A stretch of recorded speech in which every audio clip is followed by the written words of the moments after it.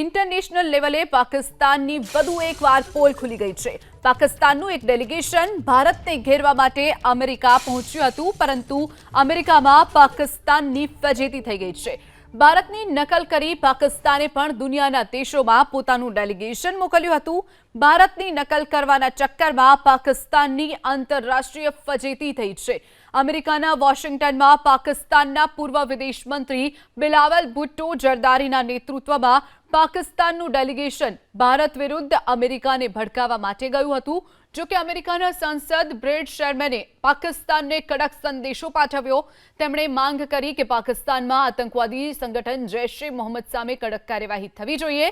Bread શેરમેને social media platform પર લખ્યું, મેં પાકિસ્તાની ડેલિગેશનને આતંકવાદ વિરુદ્ધ લડવાનું મહત્વ સમજાવ્યું છે। તો ઇન્ટરનેશનલ લેવલે પાકિસ્તાન વધુ એક વખત પાકિસ્તાનની પોલ ખુલ્લી પડી ગઈ છે। જેવી રીતે ભારતે પોતાના ડેલિગેશનને વિદેશમાં મોકલ્યું, તેવી રીતે પાકિસ્તાન પણ ડેલિગેશન વિદેશમાં મોકલી રહ્યું છે। ત્યારે અમેરિકા જે બિલાવલ ભુટ્ટો ત્યાં પહોંચ્યા હતા, ત્યારે જ અમેરિકાના જે વિદેશ મંત્રી છે તેણે પાકિસ્તાનને આતંકવાદ વિરુદ્ધ લડવું જોઈએ તેવી સલાહ આપી છે।